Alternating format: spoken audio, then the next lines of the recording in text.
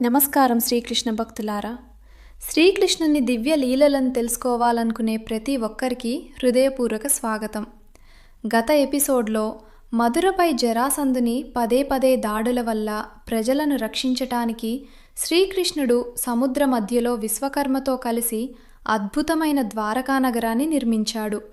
యాదవులందరినీ సురక్షితంగా అక్కడికి తరలించి ఒక కొత్త రాజ్యాన్ని స్థాపించాడు. అక్కడితో ఒక అధ్యాయం ముగిసింది. కానీ అదే సమయంలో దూరంగా విదర్భ రాజ్యంలో ఒక యువరాణి జీవితంలో ఒక గొప్ప సంఘటన జరగబోతోంది. ఈరోజు మనం చూడబోతున్న కథ రుక్మిణీ కళ్యాణం. వీడియో ప్రారంభించే ముందు మీరు శ్రీకృష్ణ భక్తులైతే ఈ వీడియోకు ఒక లైక్ చేయండి. మరియు ఇలాంటి శ్రీకృష్ణ లీలలను మిస్ కాకుండా ఉండాలంటే మా ఛానల్ను సబ్స్క్రైబ్ చేసి బెల్ ఐకాన్ను తప్పకుండా నొక్కండి. రాధను ప్రేమించిన కృష్ణుడు రుక్మిణిని ఎందుకు వివాహం చేసుకున్నాడు? ఈ ప్రశ్న చాలామందికి ఉంటుంది. రాధ శ్రీకృష్ణుని శాశ్వత ప్రేమ, ఆమె భక్తికి ప్రతిరూపం. వారి ప్రేమకు వివాహం అవసరం లేదు, అది ఆత్మల కలయిక. కానీ రుక్మిణి మహాలక్ష్మి అవతారం. ధర్మాన్ని స్థాపించడానికి, భక్తురాలి కోరికను నెరవేర్చడానికి, రాజ్యాల మధ్య శాంతిని నెలకొల్పడానికి శ్రీకృష్ణుడు రుక్మిణిని వివాహం చేసుకున్నాడు. అంటే శ్రీకృష్ణుడు రాధను మర్చిపోయాడని కాదు. రాధ ఆయన హృదయం, రుక్మిణి ఆయన ధర్మపత్ని. ఇద్దరికీ శ్రీకృష్ణుని జీవితంలో ప్రత్యేక స్థానం ఉంది. ఇప్పుడు ఈ దివ్య ప్రేమ కథను ప్రారంభిద్దాం. విదర్భ రాజ్యాన్ని భీష్మక మహారాజు పాలించేవాడు. ఆయనకు రుక్మిణి అనే కుమార్తె. ఆమె అందానికి దేవతలు కూడా ఆశ్చర్యపోయేవారు. కానీ ఆమె అందం కంటే గొప్పది ఆమె భక్తి. దేశమంతా తిరిగే మహర్షులు శ్రీకృష్ణుడి మహిమలను చెప్పేవారు. పూతన సంహారం, కాళీయ మర్దనం, గోవర్ధనగిరిని ఎత్తిన లీల, కంసవధ, జరాసంధునిపై విజయాలు, ఈ కథలన్నీ విన్న రుక్మిణి చూడకుండానే శ్రీకృష్ణుణ్ణి తన భర్తగా మనసులో అంగీకరించింది. రుక్మిణికి ఒక అన్న ఉన్నాడు. అతని పేరు రుక్మి. అతడు కృష్ణుణ్ణి ద్వేషించేవాడు. రాజకీయ ప్రయోజనాల కోసం చేది రాజు శిశుపాలుడితో తన చెల్లికి వివాహం జరపాలని నిర్ణయించాడు. ఈ వార్త విన్న రుక్మిణి గుండె పగిలిపోయింది. కృష్ణుడు తప్ప మరెవర్నీ నేను భర్తగా అంగీకరించను అని ఆమె నిశ్చయించుకుంది. రహస్య లేఖ. రుక్మిణి ఒక విశ్వసనీయ బ్రాహ్మణుణ్ణి పిలిచింది. తన హృదయంలోని మాటలను ఒక లేఖగా రాసింది. ప్రభు, మీ గుణాలను విని మిమ్మల్ని నా మనసులో భర్తగా స్వీకరించాను. రేపు నా వివాహం శిశుపాలుడితో జరగబోతోంది. వివాహానికి ముందు నేను అంబికాదేవిని దర్శించటానికి వస్తాను. అప్పుడు వచ్చి నన్ను తీసుకెళ్ళండి. మీరు రాకపోతే ఈ జన్మలోనే కాదు, 1000 జన్మలు వచ్చినా మీకోసమే ఎదురుచూస్తాను.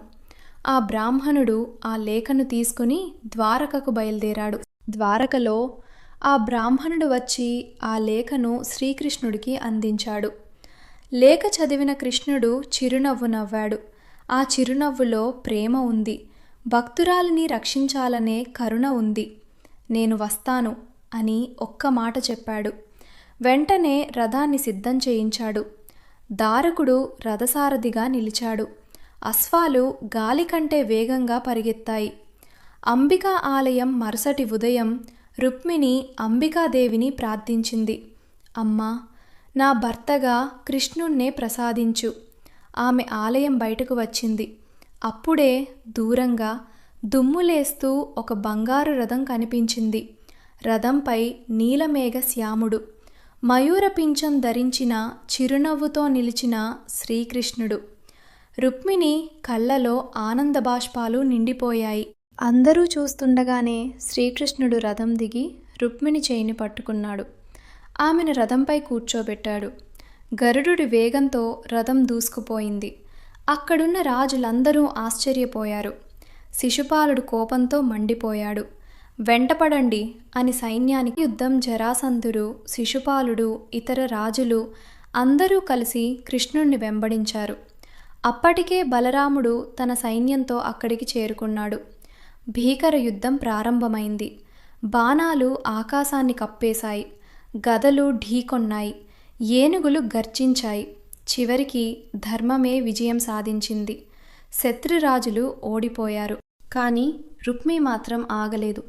అతడు కోపంతో ఇలా ప్రతిజ్ఞ చేశారు: కృష్ణుణ్ణి చంపి నా చెల్లిని తిరిగి తీసుకురాకపోతే నేను నా రాజ్యానికి తిరిగి వెళ్ళను అని ఒంటరిగా కృష్ణుణ్ణి వెంబడించాడు. రుక్మి గర్వంతో శ్రీకృష్ణుణ్ణి అవమానిస్తూ, ఓ గొల్లవాడా, నీలాంటి వాడికి మా రాజకుమార్తెని తీసుకెళ్లే అర్హత లేదు. ధైర్యం ఉంటే నాతో యుద్ధం చేయి. ఈరోజే నిన్ను సంహరించి నా చెల్లిని తీసుకెళ్తాను అని సవాలు విసిరాడు. అతడు వరుసగా బాణాలు సంధించాడు. ఖడ్గంతో దాడి చేశాడు. ఈటె విసిరాడు. కానీ శ్రీకృష్ణుడు అతని ప్రతి ఆయుధాన్ని క్షణాల్లో ధ్వంసం చేశాడు. కొన్ని క్షణాల్లోనే రుక్మి నేలపై పడిపోయాడు. శ్రీకృష్ణుడు తన ఖడ్గాన్ని ఎత్తాడు. రుక్మిణి సంహరించబోతున్న సమయంలో రుక్మిణి కన్నీళ్లతో ప్రభువు పాదాలపై పడిపోయింది. ప్రభూ, ఆయన నా అన్నయ్య, ఆయనను క్షమించండి అని వేడుకుంది. రుక్మిణి కోరికను గౌరవించిన శ్రీకృష్ణుడు రుక్మిణి చంపలేదు. కానీ అతని అహంకారాన్ని అణచివేయడానికి అతని తల వెంట్రుకలు, మీసం, గడ్డాన్ని విచిత్రంగా గీయించాడు. ఆ కాలంలో ఒక క్షత్రియుడికి ఇది మరణం కంటే పెద్ద అవమానం. అవమానంతో రుక్మి తన తండ్రి రాజ్యానికి తిరిగి వెళ్లకుండా కొత్తగా భోజకట అనే నగరాన్ని నిర్మించి అక్కడే నివసించాడు. రుక్మిణి కళ్యాణం ద్వారక నగరం పండుగలా మారింది. వీధులన్నీ పూలతో అలంకరించబడ్డాయి. వేదమంత్రాలు మారుమోగాయి. దేవతలు పుష్పవర్షం కురిపించారు. శ్రీకృష్ణుడు రుక్మిణి చేతిని పట్టుకుని అగ్నిసాక్షిగా వివాహం చేసుకున్నాడు. అది కేవలం ఒక వివాహం కాదు, మహావిష్ణువు మహాలక్ష్మి కలయిక, భక్తి భగవంతుని కలయిక, ప్రేమ ధర్మం కలయిక.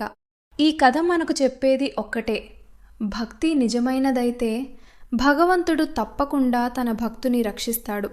రుక్మిణి విశ్వాసం, శ్రీకృష్ణుని కరుణ ఈ దివ్య కళ్యాణానికి కారణమయ్యాయి.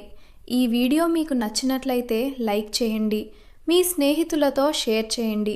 మా ఛానల్ను సబ్స్క్రైబ్ చేసి బెల్ ఐకాన్ను నొక్కడం మర్చిపోవద్దు. కానీ రుక్మిణి కళ్యాణం తర్వాత శ్రీకృష్ణుడి జీవితంలో మరో ఆశ్చర్యకరమైన సంఘటన జరగబోతోంది. ఒక అద్భుతమైన మణి, దానికోసం జరిగిన అపార్థాలు, దొంగతనం ఆరోపణ, అడవిలో జరిగిన భయంకరమైన యుద్ధం, ఎలుగుబంటి రాజు జాంబవంతుడితో శ్రీకృష్ణుడి 28 రోజుల ద్వంద్వ యుద్ధం, చివరకు బయటపడిన సత్యం. అసలు స్యమంతకమణి రహస్యం ఏమిటి? అది తెలుసుకోవాలంటే తదుపరి ఎపిసోడ్ను అస్సలు మిస్ అవ్వకండి. జై శ్రీకృష్ణ.